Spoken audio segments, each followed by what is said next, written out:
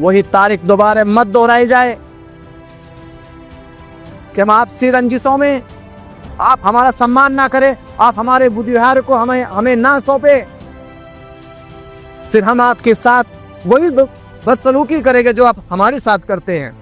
कि तो बुद्ध विहार है, हिंदुओं के पास तो 4 धाम है, 10 धाम है, सैकड़ों ऐसे मंदिर है जहाँ पुजारी बनकर वो अपनी पूजा अर्चना कर रहे हैं। हमने कोई बाधा नहीं करी, हमने कोई अड़चन पैदा नहीं करी, हमने उनको सताया नहीं है, तो फिर हमारे महाबोधि विहार में वो अड़चन पैदा क्यों कर रहे हैं? हमारे महाबोधि विहार को हमारे से क्यों छीन रहे हैं?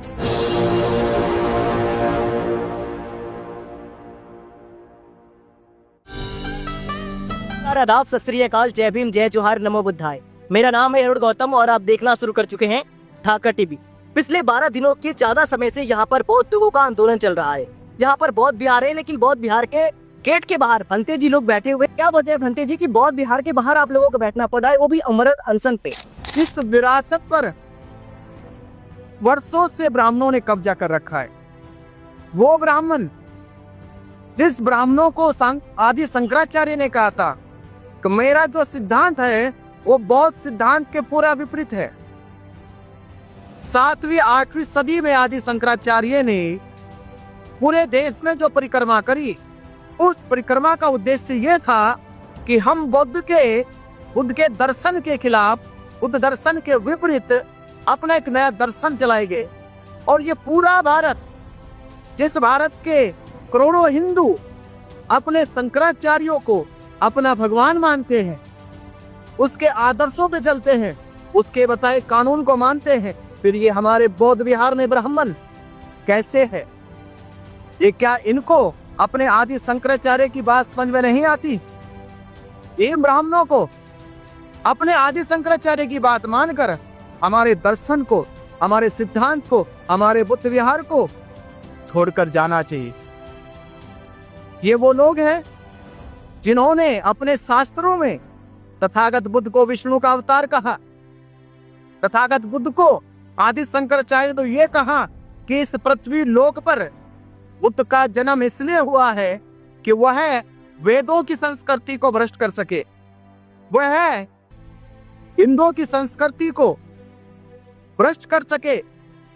और जैसे धरती पे भ्रष्टाचार फैलेगा तो लोग नरक में जाएंगे, स्वर्ग में नहीं जाएंगे। ऐसी कथाएं बनाकर बुद्ध को बदनाम करने की कोशिश करी। तो मेरा कहना उन्हीं से है और सरकार से कि जब ऐसे षड्यंत्र रचेंगे बुद्ध के खिलाफ, उस जमाने में और आज इस जमाने में, आजाद भारत में, लोकतंत्र भारत में, जहां सरकार लोकतंत्र से चलती है, जब हमारा संविधान सभी धर्मों को शांति उपासना करने की, पूजा पाठ करने की, अपने धार्मिक कार्यक्रम करने की पूरी आजादी देता है, उसी दौर में आज 14 दिन से बौद्ध भिक्षु अपने बुद्ध विहार की आजादी की लड़ाई लड़ रहे हैं और सरकार गूंगी है।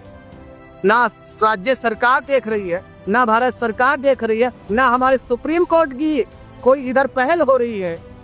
ये बौद्ध भिक्षु जिन्होंने अपना घर छोड़ा है और वो एक लड़ाई लड़ रहे हैं अपने महाबोधि विहार की, क्योंकि ये इनकी विरासत है। एक ही तो बुद्ध विहार है।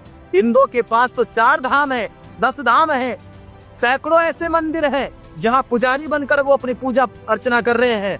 हमने कोई बाधा नहीं करी, हमने कोई अड़चन पैदा नहीं करी, हमने उनको सताया नहीं है, तो फिर हमारे महाबोधि विहार में वो अड़चन पैदा क्यों कर रहे हैं?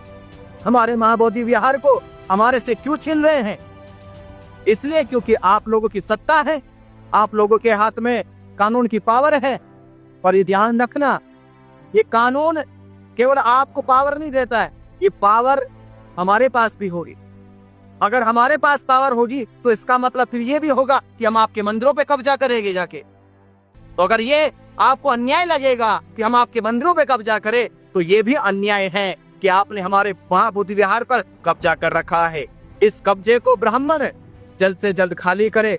और जो 1929 में समिति बनाई गई थी, उस समिति में गैर बुद्धिस्टों को सदस्य बनाया गया। जब राम मंदिर की समिति के सदस्य हिंदू है, मस्जिदों के सदस्य मौलाना है, गुरुद्वारों के सदस्य पाठी है, गुरु ग्रंथी है, तो बौद्ध विहार का सदस्य बौद्ध भिक्षु होना चाहिए, बुद्धिस्ट होना चाहिए। वो प्रमाणित बुद्धिस्ट होना चाहिए जो परंपरागत जो ट्रेडिशनल बुद्ध के सिद्धांत को मानता आ रहा है, जो हजारों साल से बुद्ध के मार्ग में चल रहा है, वो बौद्ध भिक्षु समिति का सदस्य होना चाहिए। पर इस समय समिति के सदस्य में बौद्धों को तो रखा गया माइनॉरिटी में और मेजोरिटी दे दी हिंदुओं को। तो ये कौन सा न्याय हुआ? ये बौद्ध भिक्षुओं के साथ, ये करोड़ों अनुयायियों के साथ अन्याय है। तो हमारी मांग है राज्य सरकार से और भारत सरकार से कि इस समिति को भंग करके नई समिति गठन करें और ये बुद्ध विहार भारत के बौद्ध भिक्षुओं को, एशिया के अनुयायियों को सौंप दिया जाए जो इसमें अपनी श्रद्धा आस्था रखते हैं। मेरा यही निवेदन है। मैं भंते विनाचार्य अपनी तरफ से इस पूरे अनशन पे बैठे पूज्य भिक्षु संघ को अपना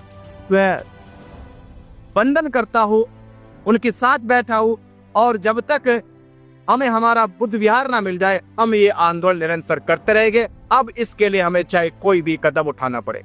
कि अभी जब कुंभ चल रहा था तो कुंभ में उत्तर प्रदेश के माननीय मुख्यमंत्री जी ने कहा कि जब तक भारत रहेगा तब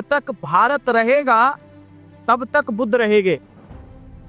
ये माननीय मुख्यमंत्री उत्तर प्रदेश के योगी आदित्यनाथ ने कहा जब तक भारत रहेगा तब तक बुद्ध रहेंगे।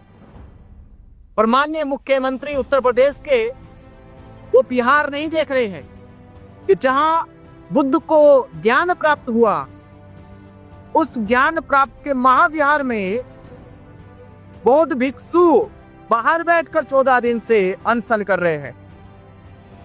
योगी आदित्यनाथ कहते हैं कि जमीन के अंदर मंदिर है, मस्जिदें तोड़ी जा रही है, पर हमारे तो जीते जागते बुद्ध विहार में हमसे छीना जा रहा है, हमारी आंखों के सामने छीना जा रहा है। इसलिए क्योंकि भारत में बौद्ध समाज माइनॉरिटी में कम संख्या में है, इसका फायदा बहुसंख्यक हिंदू उठा रहा है।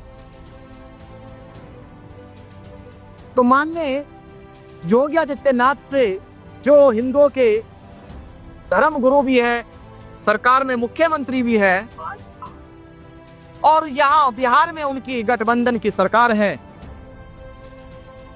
जहां प्रधानमंत्री जी हमारे कहते हैं कि हमने दुनिया को युद्ध नहीं दिया, बुद्ध दिया है। पर वहीं बुद्ध की धरती पर बौद्ध भिक्षु, बुद्ध का संघ हड़ताल पर है, अनशन पर है। वो इसलिए क्योंकि भारत के बौद्ध भिक्षुओं को उनके ही बुद्ध विहार में सम्मानजनक स्थान नहीं मिल रहा है।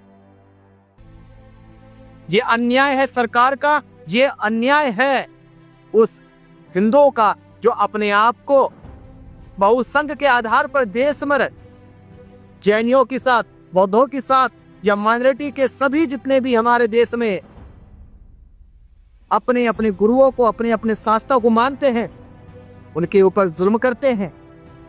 पर संविधान ये अधिकार नहीं देता। संविधान कहता है अगर आज तुम्हारी बारी है कल इनकी बारी होगी, और जब इनकी बारी होगी, जब इनका वक्त आएगा कि तुम लोग कहां मुंह दिखाओगे, फिर तुम कहां जाओगे। तो मेरा फिर से कहना है हिंदुओं से भी और सरकार से भी कि कालांतर में जैसे हुआ हमारे देश की संस्कृति को नष्ट करने का काम बाहरी आक्रमणियों ने किया, उसका बस यही कारण था कि हमारी आपस में लड़ाई थी। तुम हमसे लड़ रहे थे, हम तुमसे लड़ रहे थे, और कालांतर में यही हुआ कि बाहरी आक्रमणों ने आकर देश पर हमारे कब्जा कर लिया, हमारी संस्कृति को, हमारी सभ्यता को मिटाने का काम किया। वही तारीख दोबारा मत दोहराई जाए कि हम आपसी रंजिशों में आप हमारा सम्मान ना करें, आप हमारे बुद्ध विहार को हमें ना सौंपे, फिर हम आपके साथ वही बदसलूकी करेंगे जो आप हमारे साथ करते हैं। तो मेरा सरकार और हिंदू समाज से यही निवेदन है देश के कि वो मां बोधि विहार को बैठकर सरकार से बात कर या हिंदू धर्म के सभी बड़े बड़े शंकराचार्य हो, महामंडलेश्वर हो, वो बैठक करे और बैठक में ये प्रस्ताव पास करे कि महाबोधि विहार बौद्ध भिक्षुओं का है, बौद्ध समाज का है, उस विहार से हिंदुओं का कोई लेना देना नहीं है। उस समिति में जितनी भी सदस्यों की समिति होगी, उस सदस्य समिति में सभी भिक्षु रहेंगे, बुद्ध के अनुयायी रहेंगे, बुद्ध का संग रहेगा।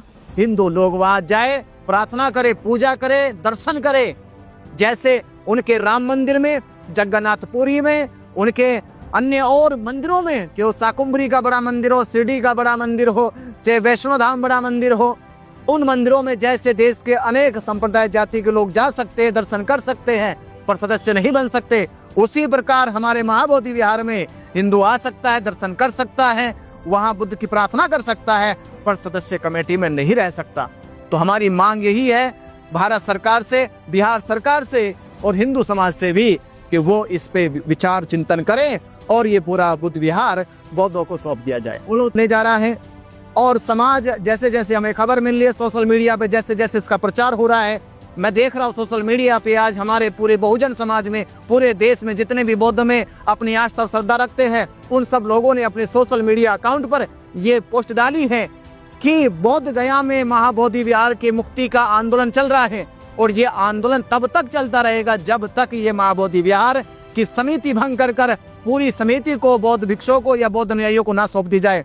इस आंदोलन की कड़ी में हम आगे ही जल्द पूरा भिक्षु संघ और इस आंदोलन को चलाने वाले जल्दी बड़ा फैसला लेंगे, जिससे पूरा देश एकजुट हो और बड़े कदम की ओर बढ़ेगा, जिससे हम सरकार को और इस समाज को भी जताएंगे कि हमारे पास ताकत है, बस उसका वक्त था दिखाने का।